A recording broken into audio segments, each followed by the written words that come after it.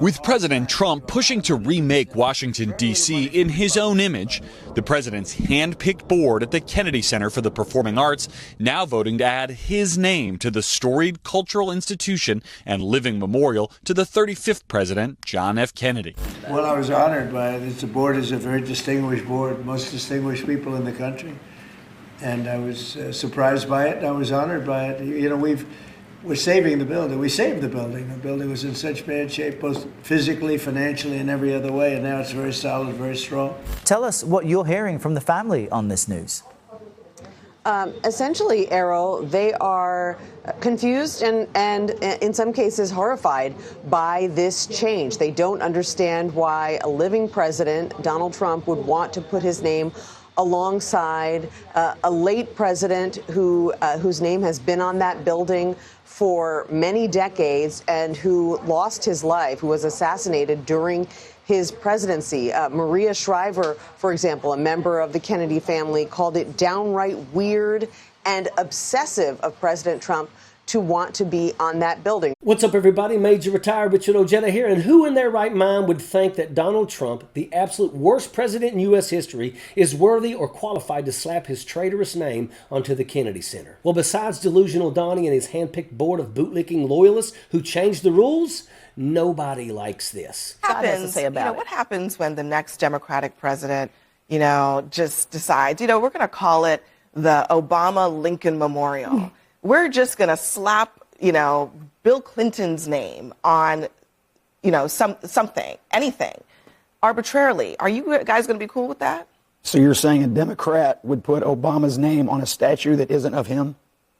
That would make them look like the stupidest person that ever lived. Well, I'm glad you said that because the Kennedy Center is literally a congressionally it's a building named a congressionally named memorial. It's not a statue. It's not a statue, but it is a memorial to President John F. Kennedy. It's a disgrace. It's a national embarrassment that has everyone in an uproar. But here we are again. First it was Melania Trump's assault on Jackie O's Rose Garden, and now we're supposed to sit idly by and watch her deranged, narcissistic blob of a husband desecrate a building dedicated to the memory of one of our most beloved presidents, while talking hemorrhoids like Scott Jennings try to sell this as something positive. In the same way that the Lincoln Memorial is a memorial to President Lincoln. But it's a statue. So are you ready? It has a likeness. Are you ready for a Democratic president to slap their name arbitrarily on any memorial? I'm ready for Democrats to misname every statue in America. I think to prove your point, I think that would be great for their party. It would change all the names. It would be a step in the right direction. No, hell no. There's no argument here. This is wrong and we all know it. And reaction around the country has been swift and brutal. Donald Trump was greeted with cheers and boos as he attended a performance of Les Miserables at the Kennedy Center in Washington.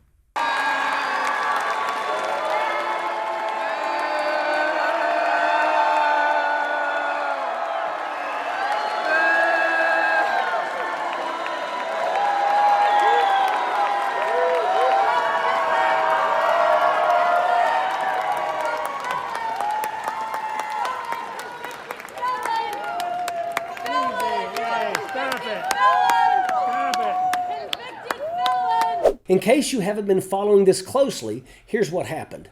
These shenanigans have been in the works for a few months now. Remember when the Trump banners started showing up and the branding started shifting?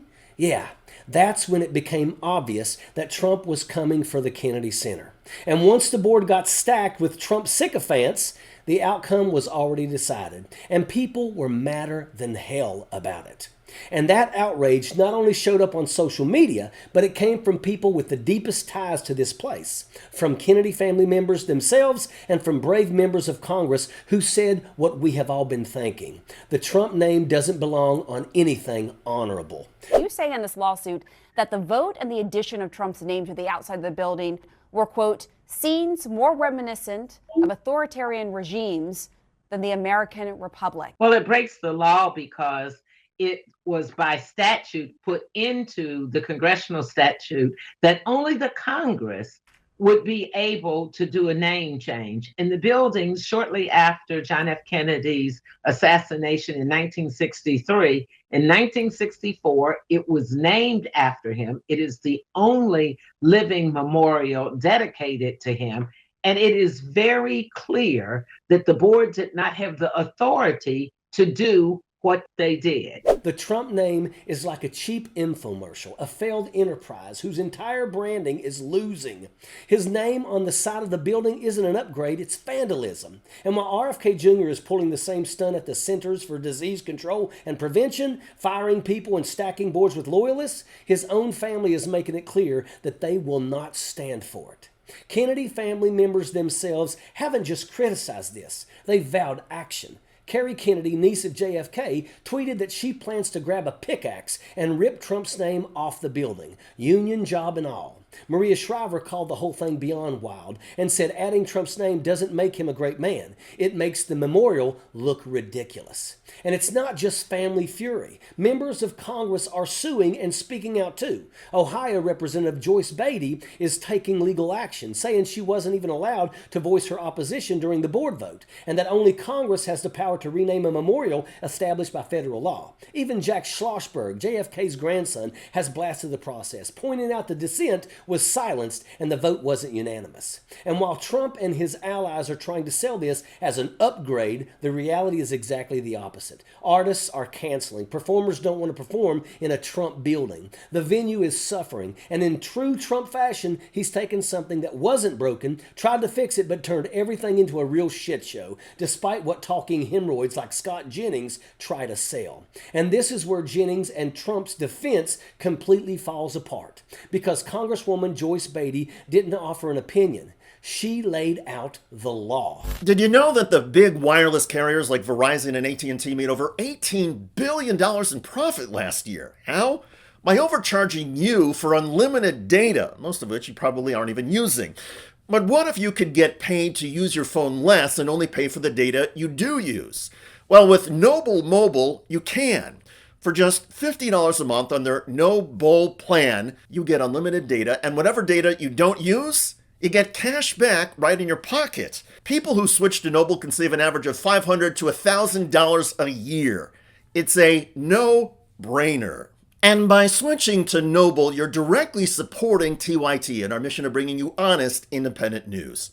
So give Noble a try and make the switch today. Scan the QR code on the screen now or visit go.tyt.com/plan. That's go.tyt.com/plan. Congress named the Kennedy Center in 1964, immediately after John F. Kennedy's assassination, and Congress alone has the authority to change that name. That isn't tradition. That isn't precedent. That's written directly into congressional statute. There is no gray area, no creative interpretation, no alternate narrative that Donald Trump basically goes around, which is exactly why Trump did what he always does when the law gets in his way. He tries to go around it. Stack the board with loyalists, change the rules, ram it through, then turn around and tell the public it's all perfect. We've seen this bad movie before. It's the same playbook RFK Jr. is using at the CDC. Fire the professionals, install sycophants, and then point to the rigged outcome as proof you were right all along. Beatty also made clear why this matters beyond legality. The Kennedy Center isn't just another building. It's the only living memorial to John F. Kennedy. Melania Trump tore up Jackie O's Rose Garden and replaced it with the Mar-a-Lago patio. And now they're doing the same thing here, stripping meaning, erasing memory, and slapping the Trump brand on top like graffiti. And here's the real danger Beatty warned about. If this gets normalized, if a captured board can override statute and history without consequence, then that's how authoritarianism spreads. One guardrail at a time, one law ignored, one institution humiliated. And when people see Donald Trump repeatedly targeting the symbols of American democracy tied to standing up to authoritarian power, including the president who stared down Russia, it's not surprising that some are asking why. Is this just ego, or is there something darker driving it? Is Putin pulling the strings to desecrate the memory of JFK because he stood up to Russian aggression? Is Donnie being blackmailed with P-tapes or worse? Instead of answering any of that, Trump's defenders do what they always do: sneer at the law, mock accountability, and demand obedience, which brings us to Scott Jennings. Scott Jennings isn't some random pundit. He's a GOP strategist whose job is to run interference when Trump crosses a line. And when the law makes a move indefensible, this is what that defense looks like: confusion, straw man, and semantic gymnastics meant to drag the conversation anywhere except where it belongs: the statute, the authority, and the abuse of power. And this is why watching Abby Phillips corner Scott Jennings was so damn satisfying, because she didn't let him hide. She didn't let him change the subject. She didn't let him drag the conversation into statutes, hypotheticals, or culture war nonsense. Every time Jennings tried to pivot, Abby dragged him right back to the facts: the law, the authority, the abuse of power. And you could see it on his face. The spin stopped working. Scott Jennings wasn't confused. He wasn't misunderstood. He knew exactly what he was doing.